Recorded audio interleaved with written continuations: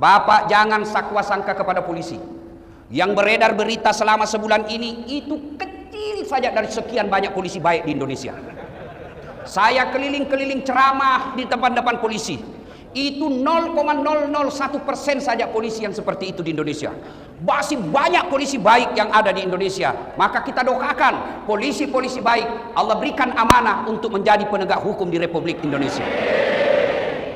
Bapak dan Rem beserta keluarga, Bapak Kapolres Tabes beserta seluruh aparat yang hadir, alim ulama yang hadir, anggota DPR ada hadir?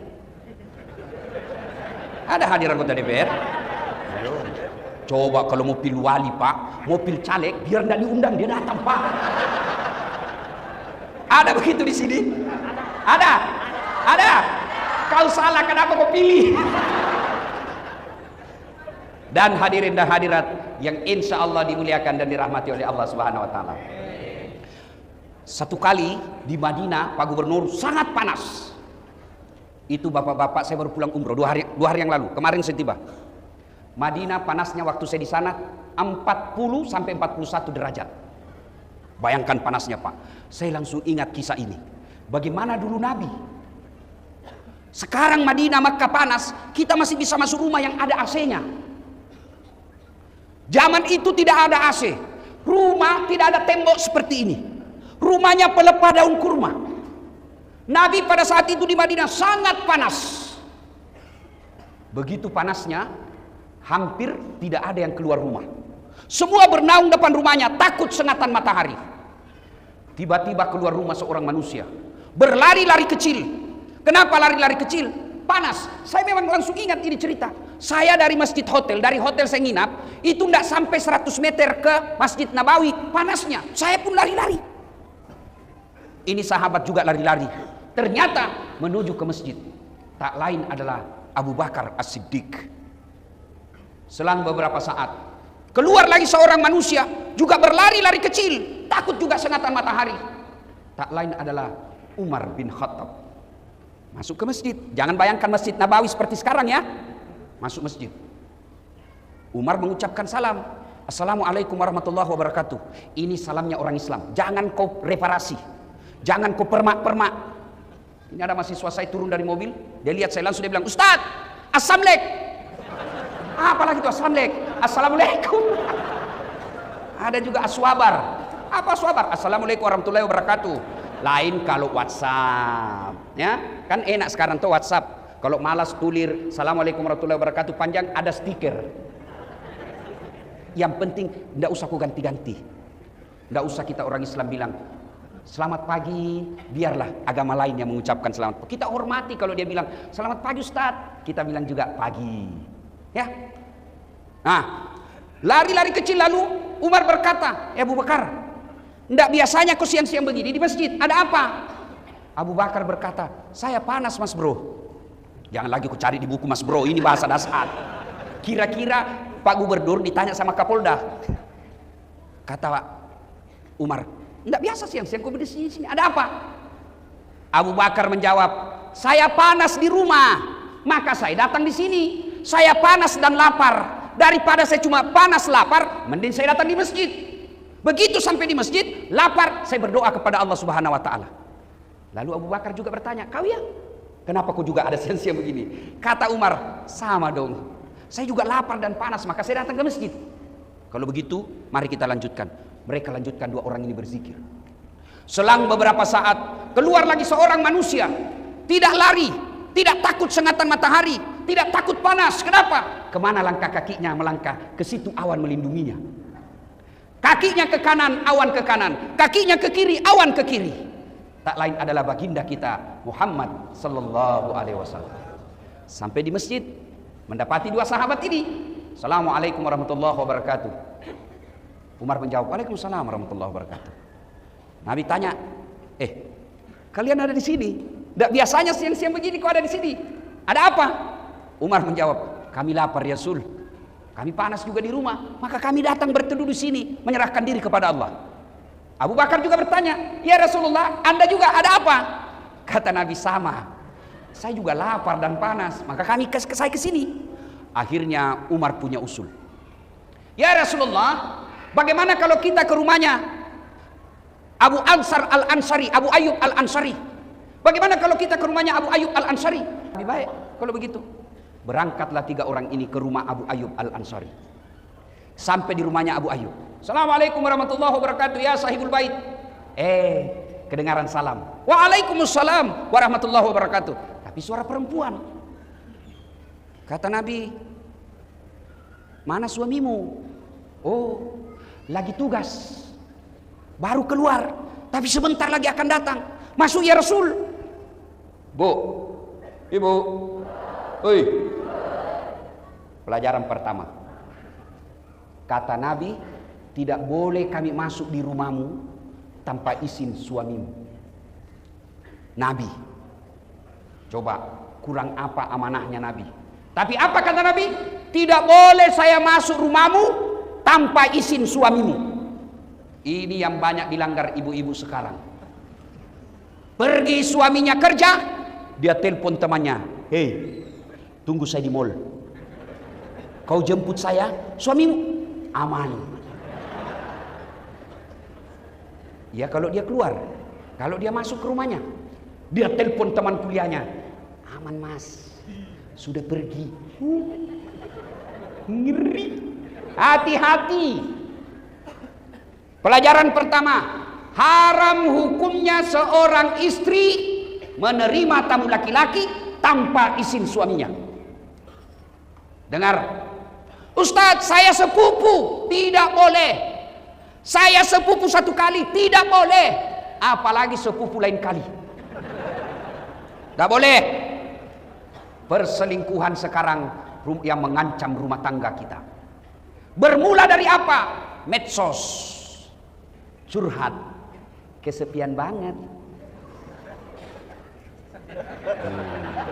Hati-hati. Bu, suaminya seorang ASN. Ditugaskan gubernur ke Jakarta pendidikan 1 minggu. Istrinya mulai update status. Kesepian banget. Oh, langsung disleding temannya. Boleh juga tuh diganti. Berawal dari canda, maka jangan curhat di medsos. Bertengkar suami jangan curhat di medsos. Ini rajin betul bermedsos. Baru bangun medsos. Bagus kalau statusnya doa. Bagus kalau statusnya amar ma'ruf nahi mungkar. Ini statusnya pertengkaran rumah tangganya. Andai ku tahu kau begini, tak ku terima lamaranmu. Apalagi tak ku terima nasol 2 anakmu. Lanjut kisah.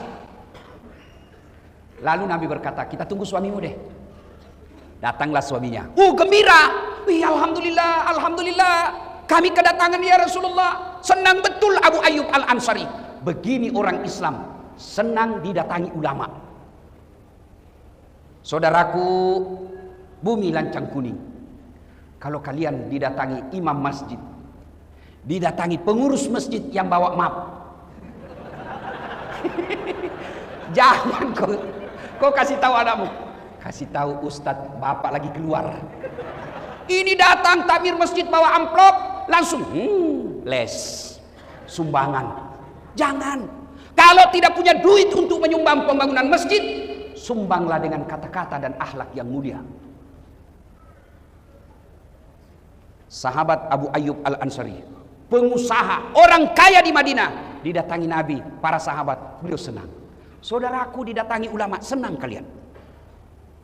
Jangan malah datang ulama kau tidak hormati. Kau lebih hormat sama Kapolda daripada imam masjid.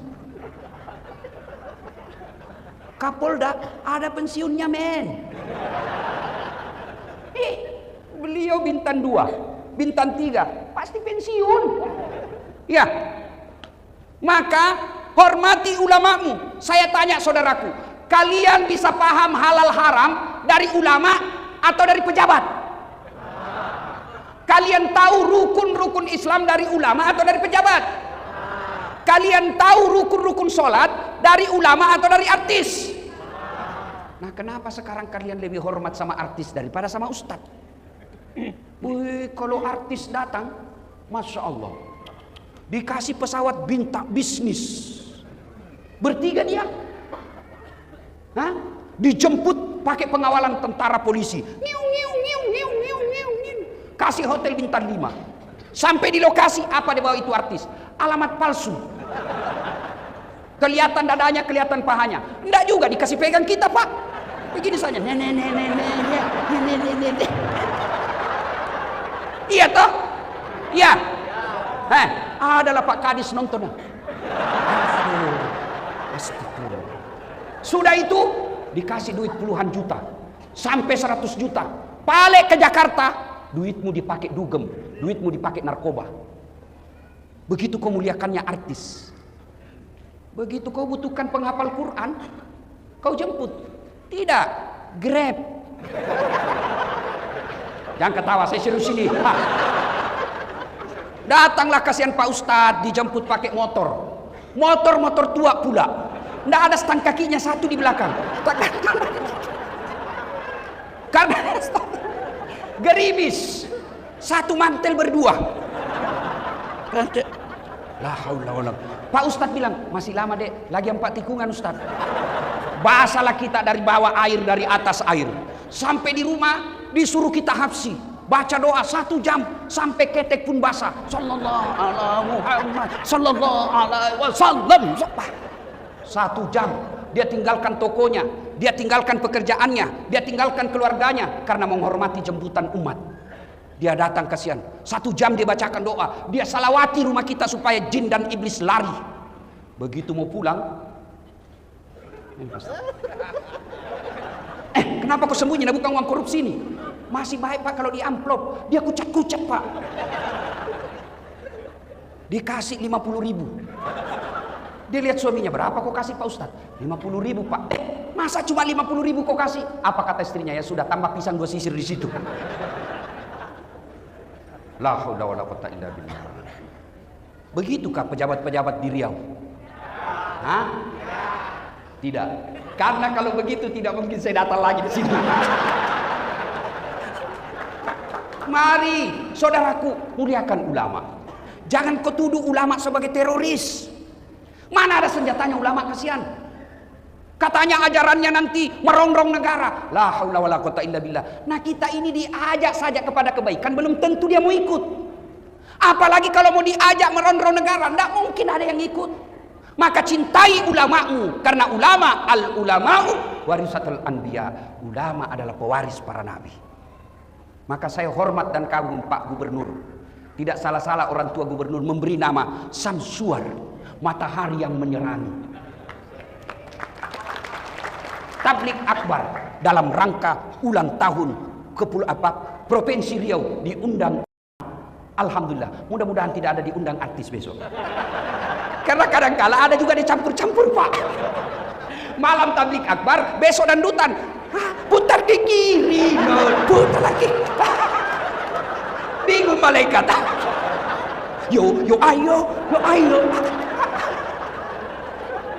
Malam tablik akbar, besok senam. Ibu-ibu di depan, bapak-bapak di belakang. Ibu-ibu bajunya sempit. 1, 2, bapak-bapak di belakang. 3. Mudah-mudahan Riau tidak deh. Ya. Salatullah salamullah ala toha Rasulillah. Salatullah salamullah ala Yasin. Kemudian lanjut kisah. Abu Ayyub begitu senangnya didatangi Nabi. Lalu Abu Ayyub berkata, ada apa gerangan ya Rasulullah? Nabi menjawab, kami lapar di rumah, panas. Abu Bakar sama Umar bilang, kita ke rumahmu, kamu kan orang kaya. Senang dia Pak. Tenang ya Rasul, tenang. Abu Ayyub langsung masuk ke kebunnya, kurma. Dia tebang kurma, tidak tanggung-tanggung Pak. Dia ambil dengan pohonnya. Bukan kurmanya diambil Pak, pohonnya dia tebang, dia suruh bawa ke rumahnya. Nabi heran, apa ini Abu Ayyub? Nah, kami cuma butuh buahnya. Kata Abu Ayyub, ya Rasulullah, kalau saya cuma bawa buahnya, saya tidak tahu mana yang Rasul senang. Kalau sekali saya bawa dengan pohonnya, silakan pilih. Ada muda, ada matang, ada setengah matang, ada matang, silakan ya Rasul. Begitu senangnya Abu Ayyub didatangi Nabi. Tidak puas sampai di situ. Abu Ayyub kemudian menyembelih kambing yang paling segar dan sehat, dipersembahkan kepada Nabi. Yang paling baik kambingnya diambil. Maka bersedekah, jangan nanti kau tidak suka baru kasih orang. Ini ibu-ibu biasa toh? Woi, bu, woi. Itu biasa ibu-ibu bersedekah sama tetangga, dia bilang, nak, bawakan ustadz di sebelah daripada basi.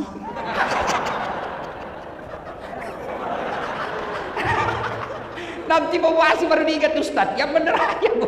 Ibu mau kalau kami mancret. Abu Ayyub dia ambil kambingnya, dia sembelih. Lalu setelah disembelih, dihidangkan, Nabi makan. Ada roti, ada kurma, ada kambing. Nabi lagi makan. Tiba-tiba Nabi berkata, Abu Ayyub, tolong kasih saya piring. Untuk apa ya Rasulullah? Bawakan anakku, kasihan Fatimah. Sudah lama dia tidak makan enak. Tolong bawakan anakku. Masya Allah. Saya dengar-dengar Pak Gubernur juga begitu. Kalau makan enak, ingat anak dan istri di rumah. Iya Pak Gubernurnya? Kenapa kok ketawa? Yang banyak suami makan enak di luar, istri lapar di rumah. Itu bukan bagian dari umat Nabi itu. Nabi ingat makan di rumahnya. Anakku kasihan, sudah lama tidak makan enak, tolong kau bungkuskan. Kira-kira masih adakah suami seperti ini sekarang? Masih ada? Ini semua nih, insya Allah. Makan enak, ingat anak istri. Lalu setelah itu Nabi mengambil semua sampel makanan. Beliau ambil daging, beliau ambil roti. Dia naikkan tangannya, kurang lebih seperti ini. Nah, Nabi begini. Lalu Nabi bersabda, saudara-saudara sekalian, tadi kita keluar rumah lapar. Tadi kita keluar rumah kosong perut. Tapi alhamdulillah, dengan izin Allah, dengan persaudaraan di antara kita, ada kaya, ada miskin, ada kenyang, ada lapar. Alhamdulillah, Allah persaudarakan kita. Tidak perlu keluar duit, kita sudah penyung. Tidak perlu beli, kita sudah ada isi perut.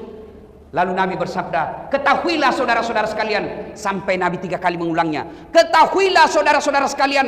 Ketahuilah saudara-saudaraku.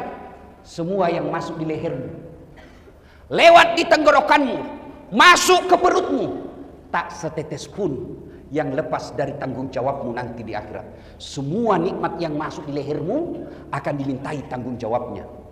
Kemudian Nabi mengucapkan, al-yawma nahtimu ala afwahihim wa tukallimuna aydihim wa tashhadu arjuluhum bima kanu yaksibun. Sadaqallahul adzim. Apa hikmah dari kisah ini? Satu, tidak ada satupun manusia yang tidak ada masalahnya. Kurang apa cintanya Allah kepada Nabi? Sampai Allah pernah jelaskan, andai bukan karena kamu Muhammad, saya tidak ciptakan dunia dan isinya. Karena cintanya Allah, Allah ciptakan dunia dan isinya untuk Nabi. Kurang apa cintanya Allah kepada Nabi? Sampai Allah jelaskan, ya Muhammad, kalau ada dosa-dosamu, aku ampuni. Ya Muhammad, haram seluruh Nabi dan Rasul masuk ke dalam surga sebelum engkau lebih dulu masuk dalam surga. Itulah cintanya Allah kepada Nabi. Tapi apakah Nabi tidak ada masalah dalam rumah tangganya? Kisah tadi, Nabi pun lapar dan panas. Maka saudaraku, tidak mungkin ada manusia, tidak mungkin ada rumah tangga yang tidak ada masalahnya. Ini orang-orang hebat depan kita. Bapak pikir ini orang tidak ada semua masalahnya?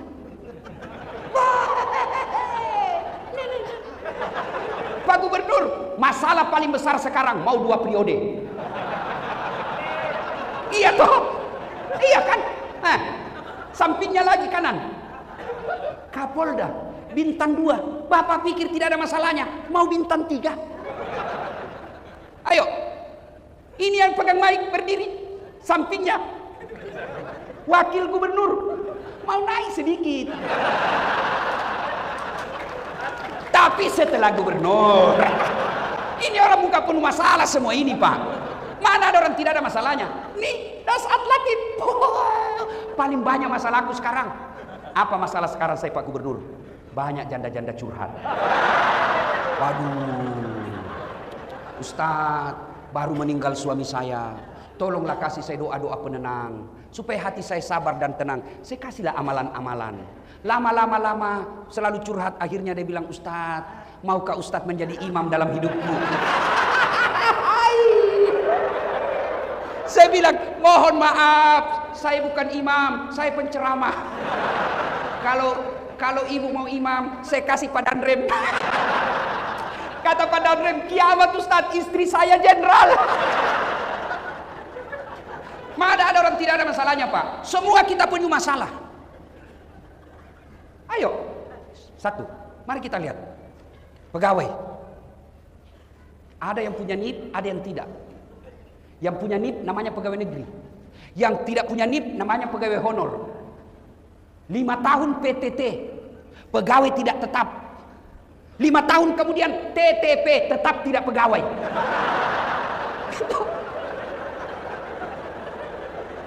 Iya toh? Lagunya berakit-rakit dahulu, berenang-renang ke tepian, sakit-sakit dahulu, susah-susah dahulu, lalu kemudian tetap susah. Iya Pak. Waduh, Pak Kapolda, Pak Jenderal, saya ketemu security di hotel. Dia bilang, Ustadz, alhamdulillah, selama baju kami seperti ini, seragam ini, terangkat derajat kami Ustadz. Kami dikira polisi. Saya bilang, iya, kau rugikan polisi. Polisi dikira security. Ayo saudaraku, nih, semua kita punya masalah. Ada orang masalah dalam rumah tangganya, kasihan sudah punya anak masih ngontrak-ngontrak. Ada yang begitu. Alhamdulillah, dia punya rumah, bahkan belum menikah sudah punya rumah. Bapak pikir tidak ada masalah? Ada masalah. Apa masalahnya? Suami istri tidak setia. Karena dia kaya, dia anggap ekonomi gampang buat mereka, tapi kesetiaan hilang. Kemudian dia sudah kaya, suami istri sudah setia, punya rumah, apa masalahnya? Suaminya tidak menghargai istrinya, istrinya pun tidak menghargai suaminya. Saling menghargai. Apalagi masalahnya? Ada rumahnya Ustadz, suami istri setia, apa masalahnya? Sudah 5 tahun menikah tidak punya anak. Mana ada orang tidak punya masalah Pak? Bapak bayangkan kepala dinas. Ada kepala dinas di sini? Masalah juga Pak. Apa masalahnya? Terancam mutasi. Dan kalau dari kepala dinas mutasinya biasanya staf ahli. Ahli yang tidak ada stafnya. Semua orang punya masalah Pak. Maka diajarkan. Anak muda, ayo. Kalian baru tamat SMA. Apa masalah? Mau kuliah. Kuliah di universitas negeri. Sesuai dengan cita-cita dan harapan. Mau jadi dokter, mau jadi insinyur, mau jadi ahli komunikasi, akan yang mau menjadi tentara, ada yang mau jadi polisi. Mendaftar, ternyata kau tidak lulus. Jangan putus asa. Berarti Allah tahu bukan di situ tempatmu yang terbaik. Ini adik-adik ini kan, ada yang baru-baru selesai mendaftar tidak lulus. Pendaftar polisi tidak lulus, daftar tentara tidak lulus. Dunia tidak kiamat dengan kau tidak lulus. Allah kasih kau siapan, ada yang lebih baik dari itu. Tamat SMA saya dulu, daftar juga fakultas kedokteran. Pak Jenderal, sampai 3 kali saya daftar, mau jadi dokter, tidak lulus-lulus. Teman saya lulus, saya jadi ustadz, dia jadi dokter, tugas di Kepulauan Aru. Mau lebaran saya telepon, kau pulang lebaran? Enggak, kenapa? Mahal tiket. Saya bilang dalam hati, alhamdulillah, untung saya tidak jadi dokter. Saya jadi ustadz. Dia dari dokter bingung soal tiket. Saya tidak pernah bingung soal tiket. Siapa yang belikan? Gubernur. Ayo, jadi saudaraku, kalau kau lamar cewek satu, ternyata dia tidak terima kamu, yakin bukan itu yang baik buatmu. Kau daftar tentara tidak lulus tahun ini, coba lagi tahun depan. Kau daftar pilwali, pilkada, calon gubernur, calon kepala daerah, tidak menang. Tunggu 5 tahun, kita tanding lagi. Sudah 3 kali tanding tidak lolos, berarti memang bukan itu yang terbaik buatmu. Semua orang punya masalah Pak. Ibu-ibu, masalah terbesarnya kadangkala seleranya lebih tinggi daripada gajinya suaminya. Mau emas, kalau suamimu tidak bisa belikan kamu emas, pakai palsunya. Selesai. Dan henaknya kalau istri Kapolres, meskipun emas palsu, orang bilang asli. Itulah enaknya jadi orang kaya. Meskipun kita pakai palsu, orang bilang asli. Susahnya jadi orang miskin, meskipun sudah asli, dia bilang palsu. Salatullah salamullah ala toha rasulillah. Salatullah salamullah ala yasin habibillah. Ilmu pertama dari kisah ini, setiap manusia pasti ada masalah. Orang lihat aja itu dasar Pak, tidak ada masalahnya. Bapak andai lihat ini kepala saya di dalam Pak, kayak benang kusut. Ngatur jadwal, karena sampai sekarang saya tidak pakai manajer Pak. Semua jadwal acara saya atur. Yang paling repot sudah ditentukan, tiba-tiba datang orang lain dan dia bilang, saya sudah telepon mamamu. Saya bilang, suruh mamaku ceramah. Waduh, terpaksa cari akal lagi bagaimana caranya supaya tidak kecewa ibu saya. Belum lagi kadangkala kita ditipu. Ada juga yang tipu kita Pak. Maksudnya apa Ustaz? Itu kwitansi. Kwitansi kosong dia kasih kita Pak. Saya bilang tulis memang di situ angkanya. Nanti kau kurangi nolnya. Kau kurangi, lain kau kasih kita. Lain kau ada juga yang begitu Pak. Semua orang. Jangankan Dasat Latif. Jangankan Pak Gubernur. Jangankan Pak Kapolda. Wakil Gubernur. Nabi. Kurang apa Nabi? Apa tidak ada masalahnya? Dengar kisah tadi. Lapar juga beliau. Kepanasan. Jadi ketika ada masalah, ucapkan inna lillahi wa inna ilaihi raji'un. Ibu-ibu tukang ngomel suamimu, inna lillahi wa inna ilaihi raji'un. Bapak-bapak tukang ngomel istrimu, inna lillahi. Tapi jangan juga di depannya. Tidak ada dalam rumah tangga yang tidak ada masalahnya. Kalau kita dapat suami yang pencemburu, sabar. Dapat istri yang suka ngomel, sabar. Jangan saling menghina, saling mempermalukan. Tapi tetap serumah. Kan banyak juga rumah tangga itu Pak kita lihat bertengkar, hampir tiap minggu bertengkar, hamil lagi. Ada. Bingung saya lihat. Tuh ya. 2 pelajaran. Begitu ada masalah kita lihat tadi Rasulullah. Ada masalah tidak ke warkop. Ada masalah tidak ke gubernur. Ada masalah tidak ke wakil gubernur. Tidak ke Kapolda. Kemana? Pertama dulu ke masjid dulu. Maka alhamdulillah ambil hikmah. Allah lebih senang kita tabligh akbar di masjid daripada di halaman kantor gubernur. Allah katakan kau datang ke masjid. Di masjid penuh rahmat. Di masjid adem ayam. Kau tidak perlu lagi pusing. Bagaimana kalau hujan? Bayangkan kalau tadi kita sudah di lapangan, sudah duduk-duduk, ternyata hujan bukan sore tapi malam. Bubar ceramah. Maka Allah katakan, kau lebih senang datang ke masjid. Datang di masjid ini. Maka bapak-bapak ada masalah, datanglah ke masjid.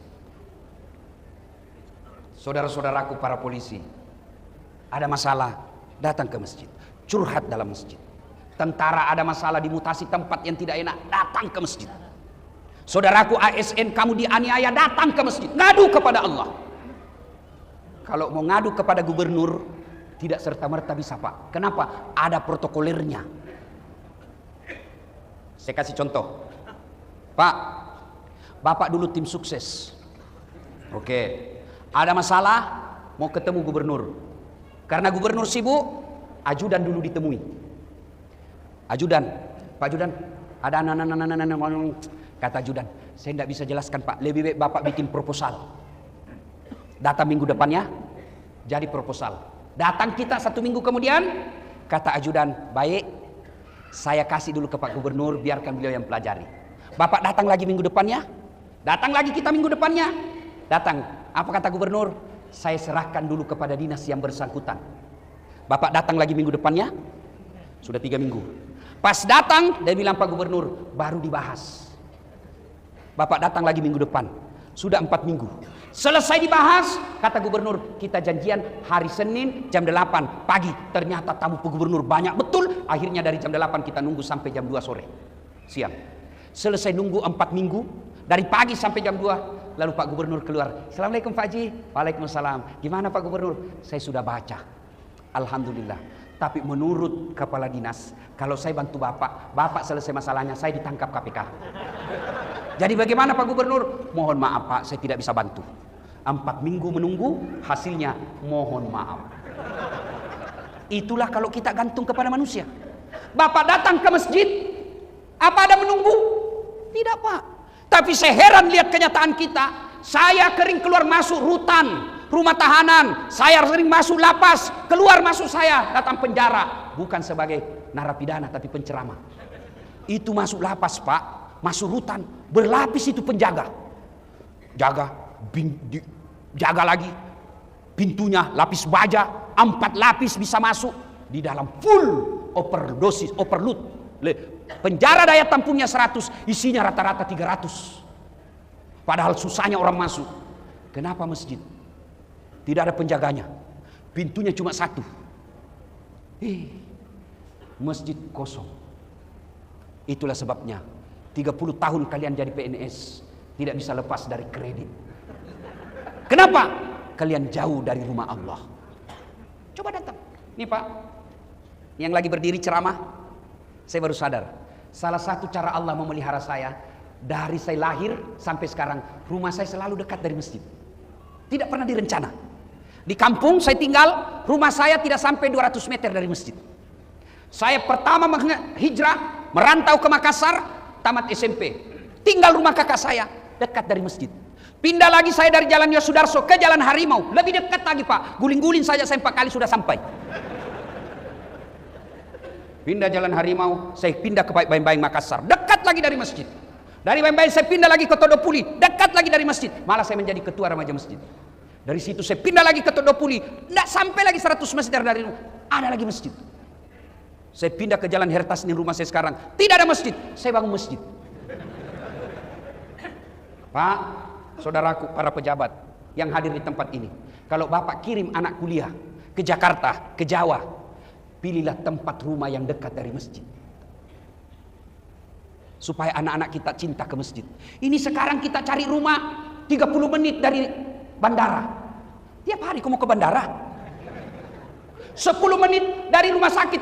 Berdoa kok tidak ke rumah sakit sampai mati. 10 menit ke mall. Tiap hari kamu ke mall. Yang penting rumah yang baik 5 menit dari masjid. Insya Allah kalau rumah dekat dari masjid, paling tidak anak kita menjadi pengurus remaja masjid di masjid itu. Jadi ada masalah, datanglah ke masjid. Minta pertolongan kepada Allah. Dan di masjid itu pelajaran luar biasa buat kita. Coba lihat apa pelajaran yang bisa diambil dari masjid. Masjid tidak ada perbedaan antara pejabat dengan tidak pejabat. Di masjid kita bisa lihat yang namanya keadilan sosial bagi seluruh rakyat Indonesia. Inilah masjid. Masjid tidak ada perbedaan. Mentang-mentang gubernur, saya gubernur mau pakai sepatu masuk ke masjid. Apa pakai langsung viral. Hikmah berikut dari kisah ini. Setelah itu ternyata salah satu cara menyelesaikan masalah setelah datang ke masjid, tentu sholat dan berdoa, berikutnya adalah persatuan. Apa kata Nabi tadi? Kita keluar kosong perut, tapi berkat persaudaraan. Ada orang kaya saudara kita, ada orang punya harta saudara kita, maka alhamdulillah tidak perlu keluar duit. Nih, perut penuh. Maka saudaraku, bersatulah.